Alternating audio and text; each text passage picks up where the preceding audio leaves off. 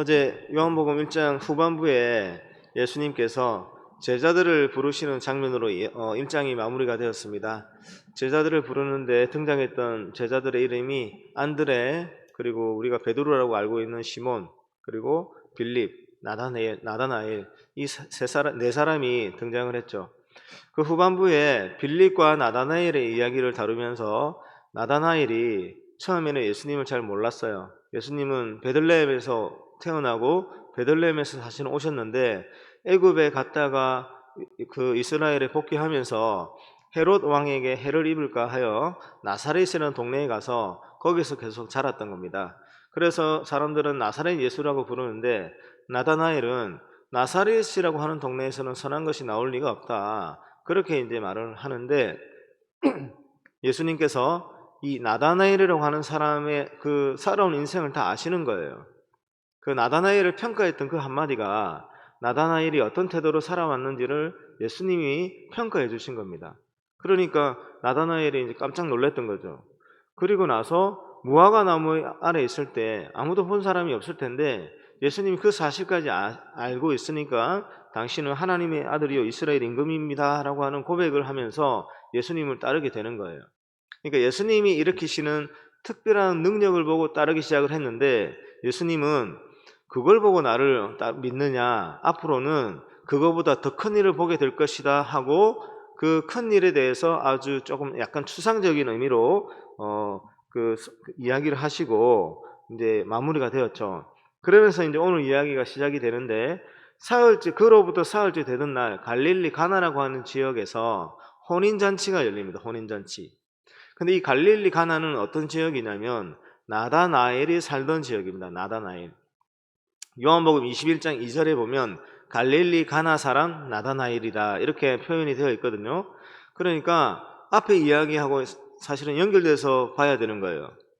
나다나엘이 살던 가나라고 하는 지역에 혼인잔치가 열리는데 이 혼인잔치에 반드시 필요했던 음료수가 포도주였어요.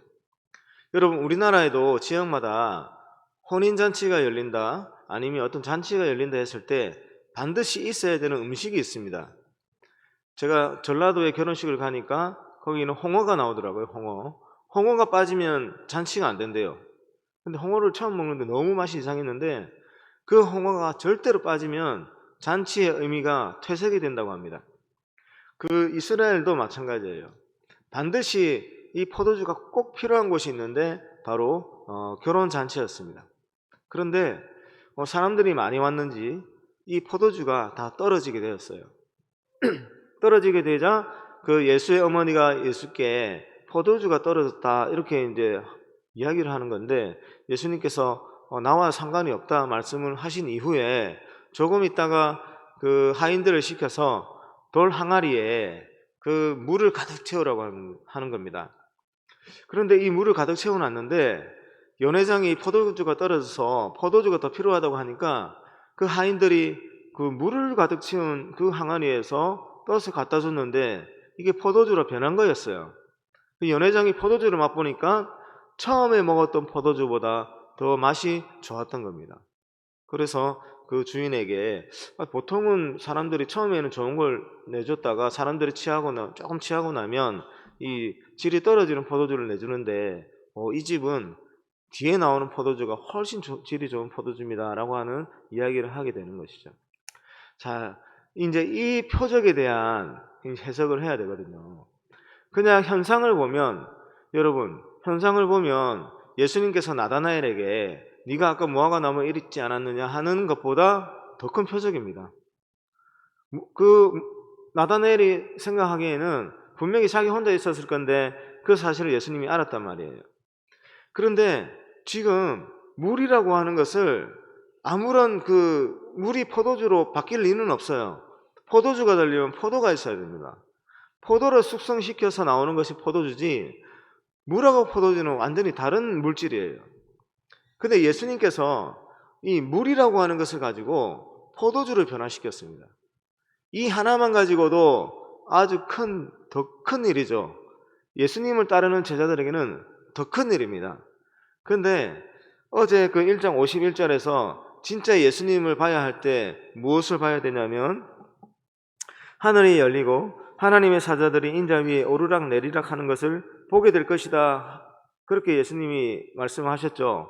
즉 이 땅에 존재하는 죄인들을 구원하기 위해서 예수님께서 그들을 위해서 대속해서 죽으시고 죽음과 사망의 권세를 깨뜨리셔서 그들을 다시 하늘에 속한 자로 만드는 그 일을 하게 되는 메시아라고 하는 사실을 봐야 되는 거예요. 그래서 오늘 표적도 그 표적이 가지고 있는 의미를 해석하면 이러한 예수님을 알게 되는 거예요. 자, 포도주가 나왔고 아까 물이 나왔습니다. 그런데 이 물을 가득 채운 항아리에 대해서 뭐라고 표현을 했냐면 유대인의 정결 예식에 따라서 두세 통 드는 항아리다 이렇게 표현했습니다. 아마 두세 통 정도 되는 물을 채울 수 있는 항아리였던 모양이에요. 그 개수는 한 6개. 그런데 이 정결 예식이라고 하는 것은 씻는다는 거예요. 여러분 그 성막 안에 그 성막 아시죠? 성막 안에서 또 몇 가지 기능이 있는데 제사를 지내는데 제사를 지낼 때 그 성막 안에 들어갈 때 씻기 위한 물을 담겨두는 그 용기가 있어요. 물두멍이라고 하는데 거기 씻어야 되는 거예요. 그러니까 죄를 씻기 위한 물인 거예요. 그러나 이것이 영원한 효력을 가지지는 못하죠. 그래서 유대인의 정결 예식이 있는데 그 정결 예식 가운데는 반드시 그 씻기 위한 물이 꼭 필요했습니다. 그런데 이 정결 예식에 따라서 죄를 씻는 상징적인 물이 붉은색을 띠는 포도주로 바뀌었어요. 여러분 우리가 성찬식 할 때 포도주를 마시죠. 그것이 무엇을 의미합니까? 예수 그리스도의 피를 상징합니다. 옛 질서에서는 정결 예식이 필요한 것이 물이었는데 예수님께서 다시는 영원한 효력을 발휘하는 다시는 제사를 드릴 필요가 없는 영원한 속죄의 그 제물이 되셔서 피를 흘리시죠. 그것을 상징하는 거예요. 옛 질서가 이제는 예수님이 오심으로 말미암아 새 질서로 대치되는 그런 의미를 이야기를 하고 있습니다. 율법에 따라서 물로서 어떤 죄인의 죄를 씻었는데 그것이 이제는 예수님께서 흘리시게 될 그 보혈로 말미암아 모든 죄인들의 죄를 씻어준다라고 하는 사실을 이 표적으로 말미암아서 알려주고 있는 것이죠. 그로 말미암아서 어떤 그 은혜가 있냐면 잔치집에서 반드시 있어야 되는 포도주가 떨어졌어요. 만약에 떨어진 상태로 계속 있으면 그 잔치는 그 의미가 퇴색됩니다. 잔치로서의 가치가 떨어지는 거예요. 잔치의 흥이 깨어지는 겁니다. 기쁨과 행복으로 마무리되어야 할 잔치가 아쉬움과 부족함과 불만으로 끝나게 되는 거예요. 그런데 예수님께서 그 포도주를 계속해서 만들어 주심으로 이 잔치는 기쁘고 행복한 잔치로 계속해서 진행이 되고 그렇게 마감이 되는 것이죠. 예수님께서 이 땅 가운데 살아가는 그 많은 그 죄인들, 기쁨과 행복을 잃어버리고 살아가는 죄인들, 그 죄인들의 삶을 어떻게 회복시켜 주십니까?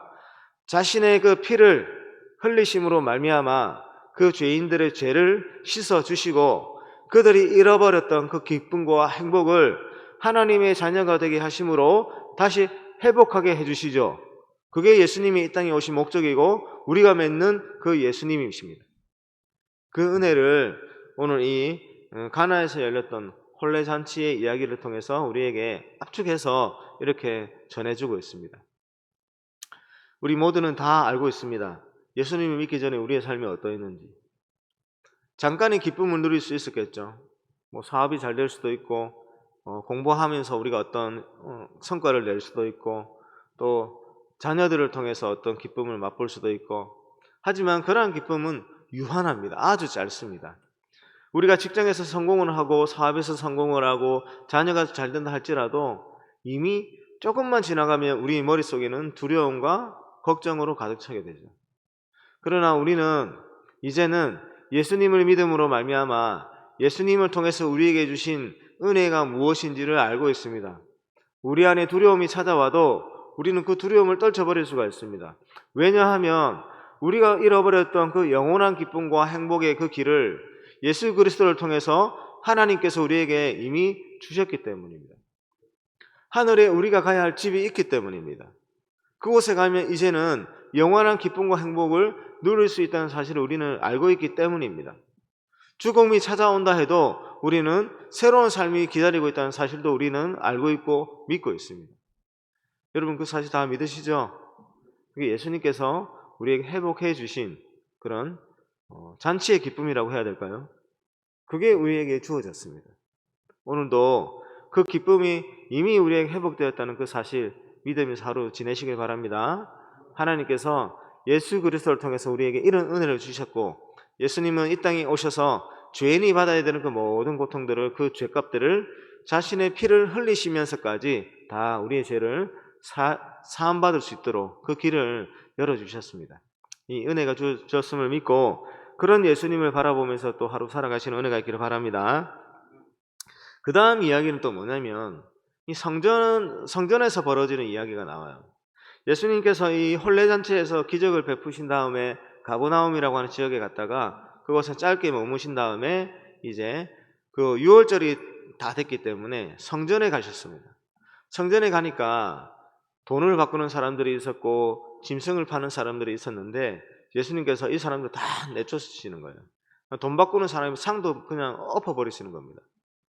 사랑의 예수님인데 이때는 아주 환한 예수님이세요. 그러면서 이제 바리새인들하고 이야기가 시작이 되는데 바리새인들이 이제 막 무슨 자격으로 이런 식으로 하느냐 합니다. 그리고 네가 보여줄 표적이 뭐냐 막 그렇게 얘기를 하는 거예요. 그러니까 19절에서 예수님께서 이렇게 말씀하세요. 너희가 이 성전을 헐라 내가 사흘 동안에 일으키리라 이렇게 얘기를 하는 거예요. 그러니까 이 바리새인들이 기가 차죠. 46년 동안 걸려가지고 이 성전을 지었는데 지금 이것을 헐어버려라. 그럼 자기가 3일 만에 짓겠다 이런 얘기를 하는 거예요. 그러니까 말이 안 되는 거죠. 근데 예수님은 사실은 성전된 자기 육체를 가리켜 말씀하신 것이다 이렇게 이야기를 하고 있습니다. 자, 이 성전에서 벌어진 이야기를 또 잠깐 전하도록 하겠습니다. 성전에 들어오니까 장사하는 사람들이 있었어요. 그런 사실은 이 장사하는 사람들은 모든 그 사람들이 합의하에 생겼던 겁니다. 그러니까 제사를 더 잘 드리기 위해서 생겼던 제도예요. 불법적으로 생긴 건 아닙니다. 하나님께서 제사를 드리라고 명하셨을 때 그 몇 가지 규칙이 있었는데 그 중에 하나가 흠 없는 제물입니다. 흠 없는 제물. 양이나 소나 염소를 가지고 제사의 제물로 바쳐야 되는데 흠이 없는 것으로 바쳐라 그렇게 했습니다. 그런데 성전에서 가까운 사람들은 흠 없는 제물을 선택을 해서 성전까지 가지고 가는데 별 어려움이 없어요. 그런데 이스라엘 지파들이 다 예루살렘에 다 모여 사는 것은 아니지 않습니까? 멀리 떨어져 있는 지파들도 있어요. 근데 절기가 되면 예루살렘에 있는 그 성전에 가서 제사를 드려야 되는데 흠없는 짐승을 가지고 끌고 가다가 상처가 날 수도 있고 그 공격을 받아서 죽을 수도 있는 거예요. 그러니까 사람들이 생각을 해서 이런 어려움이 있으니까 우리 예루살렘 이 성전에서 가까운 곳에 흠 없는 제물을 키워서 사람들이 오면 이것을 제공해 주자. 그러면 또 그 공짜로 할 수가 없잖아요. 그러니까 돈을 받아야 되는 거예요. 그런 거였어요. 근데 이게 이제 변질하고 퇴색해서 이것을 가지고 부를 축적하는 사람들이 생겼습니다. 대표적인 사람들이 사두개인이에요. 사두개인. 사두개인은 성전 귀족이라고 하는데 제사 제도를 이용해서 그들의 부를 많이 축적했던 그런 사람들입니다.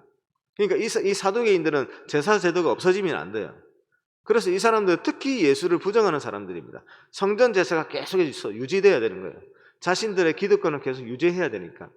자, 그렇게 처음에는 제사를 좀 더 잘 드리기 위해서 생겼던 이 성전 제사에 쓰일 그 짐승들을 파는 것, 그리고 그 돈을 바꾸는 상인도 있다고 나왔죠. 돈을 바꿀 때 이스라엘의 그 예루살렘에서 통용되는 그 화폐가 있는데 다른 지역에서 살다 온 사람들이 돈을 바꿔야 되잖아요. 그러니까 이것도 제사를 위해서 꼭 필요했던 거예요. 근데 이것도 변질되어서 부를 축적하는 그런 수단으로 악용되었던 거죠.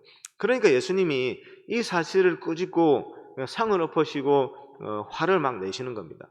그리고 또 한 가지, 이 재물을 팔고 돈을 바꾸는 것이 어디서 행해졌냐면 그 성전 안에 이방인들이 제사를 드릴 수 있는 그 공간이 있었는데 그곳에서 했던 거예요. 다른 데서 했던 게 아니라. 그러면 이방인은 어디서 제사를 지냅니까? 원래 하나님께서 성전을 만드실 때 이방인들도 그 성전을 향해서 기도할 수 있는 그 허락해 주셨어요. 이방인들도 할례를 받고 그 유대인이 되면 그 성전 안에 들어와서 제사 지내는 거 하나님께서 허락해 주셨어요. 그렇게 해서 이방인들도 구원을 받을 수 있다고 하는 메시지를 이 성전을 통해서도 알려주셨는데, 지금 이 부의 눈이 먼 사람들이 이방인이 들어와서 제사 지낼 수 있는 그 자리를 차지하고 이방인들이 제사 지낼 수 있는 그 기회를 뺏어버린 거예요. 그러니까 그 예수님께서 화가 나서 이 그 성전의 뜰을 청소를 하는 겁니다. 그리고 이제 성전을 헐겠다고 하셨죠. 이것은 어떤 의미가 있냐면, 이제 성전에서 악한 일들이 행해지니까 거기에 대한 진노로 성전을 헐겠다, 그렇게 말씀하신 게 아니라 성전이 필요 없는 때가 이제 온 겁니다. 예수님께서 오셨잖아요. 예수님께서 오셨기 때문에 더 이상 성전은 존재하지 않아도 되는 거예요.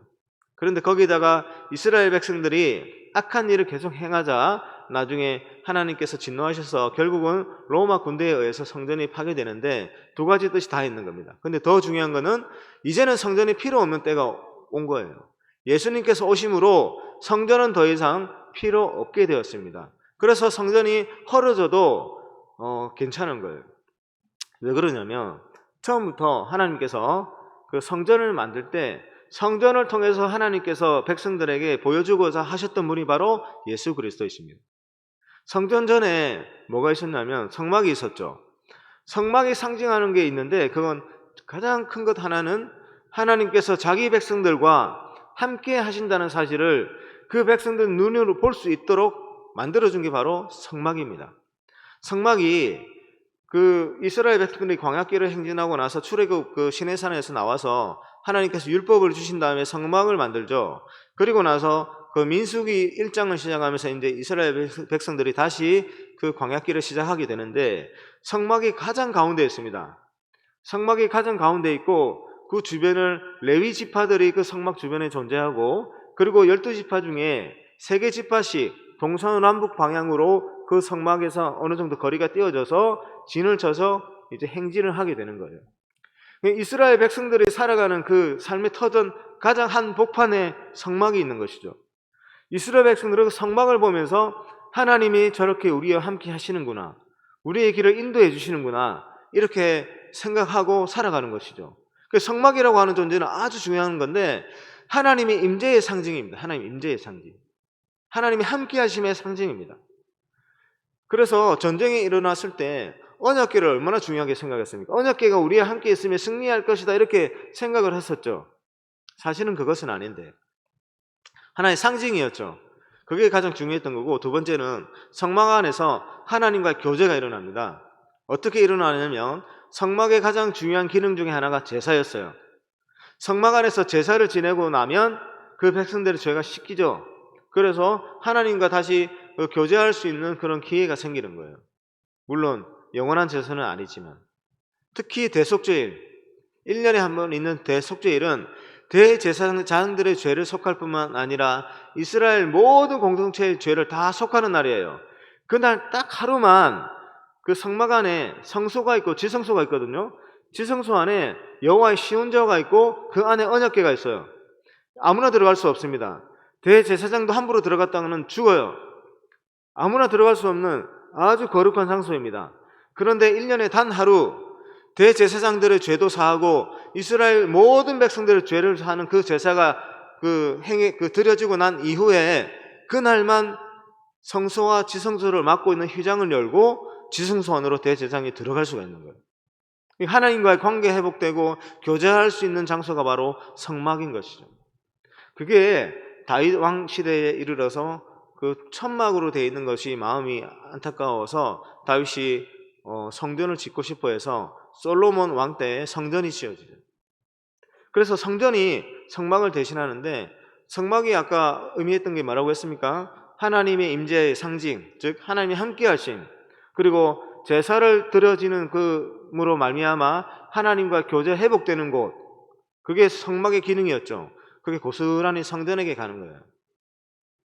여러분, 하나님의 임재의 상징이 가장 구체적으로 실제적으로 나타난 증거가 뭡니까? 예수님이시죠.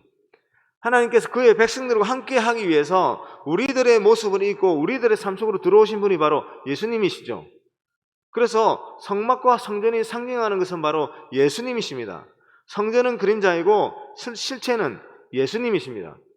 그리고 사람들이 성전에서 제사를 드림으로 말미암아 하나님의 교제가 회복됐는데 그 제사는 영원한 제사가 아니죠. 그런데 하나님과 교제를 회복할 수 있는 단 한 번 드림으로 말미암아 영원의 효력을 발휘하는 제사를 지낸 분이 바로 예수님이십니다. 영원한 효력을 가지는 그 제물이 되신 분이 바로 예수님이십니다. 이제는 성전이라고 하는 어떤 건물에서 하나님과 교제가 회복되는 것이 아니라 모든 사람들이 예수 그리스도를 구주로 영접함으로 말미암아 예수님의 이름을 통해서 하나님 앞에 설 수 있는 거예요. 그게 바로 예수님이십니다. 그래서 하나님이 때가 되었기 때문에 그의 백성들이 이제 하나님께로 나올 수 있는 그 실체 되시는 예수님이 오셨기 때문에 이제 더 이상 성전은 없어도 되는 거예요. 그래서 두 번째 이야기도 결국에는 뭡니까? 결국에는 어떤 예수님을 보여주고자 하는 겁니까?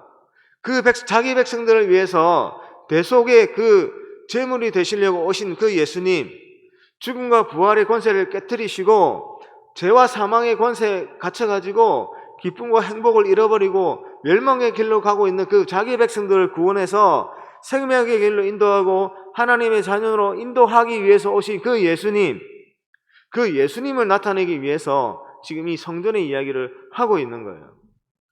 여러분, 성전이 지어질 때 솔로몬이 무슨 기도를 합니까?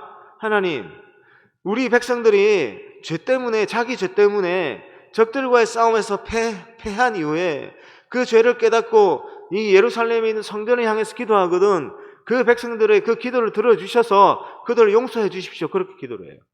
하나님, 이스라엘 백성들이 자기 죄 때문에 하나님이 진노를 받아서 비가 그쳐서 고통을 받게 되면 그 이후에 죄를 깨닫고 예루살렘 성전을 향해서 기도하거든, 이곳에 와서 기도하거든 그 백성들을 용서해 주시고 다시 받아주십시오. 이런 기도를 합니다. 하나님, 이 이스라엘 백성들이 자기 죄 때문에 기근을 당하고 재난을 당하고 메뚜기 때에 어떤 그런 재난을 당했을 때 자기 죄를 깨닫고 이 성전을 향해서 기도하거든 하나님 이 백성들 용서하시고 다시 받아주십시오. 이런 기도를 합니다. 이 백성들이 포로로 잡혀갔을 때 자기 죄를 깨닫고 하나님께 이 성전을 향해서 기도하거든 다시 회복시켜 주십시오. 이런 기도를 합니다.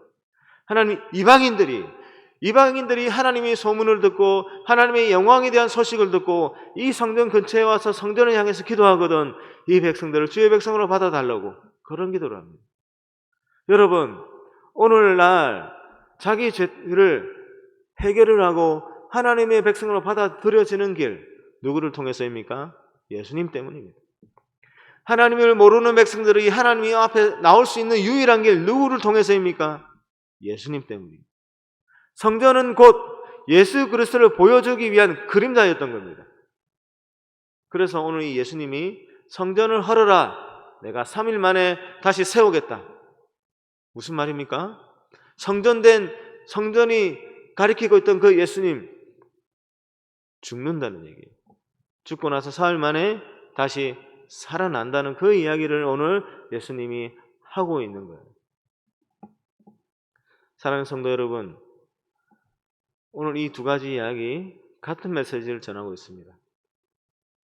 죄 때문에 삶에 하나님이 우리에게 유업으로 주신 그 영원한 생명도 잃어버리고 땀 흘려 일하지 아니하고 우리가 모든 것을 풍요롭게 누리면서 하나님이 만든 세상을 다스릴 수 있는 그 기업도 잃어버리고 하나님 안에서 진정한 안식과 평강을 누리면서 영원한 삶을 풍요롭게 누리면서 하나님의 영광을 드러내며 살아갈 수 있는 그 기업 다 잃어버리고 고통과 두려움 가운데 살아가고 기쁨과 행복을 다 잃어버리고 살아가고 멸망에 갈 그 두려움을 가지고 살아가는 우리들에게 예수님이 찾아오셨습니다.